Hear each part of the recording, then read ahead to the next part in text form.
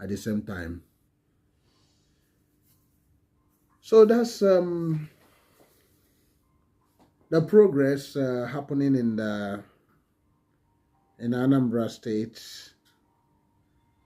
You can see that work is ongoing, construction work for commissioner quarters in Awka, Anambra State, Nigeria.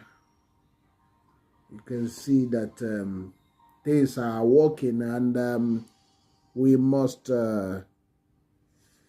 commend the government and his team, the governor, his team in Anambra State, for trying to get the state up and running again.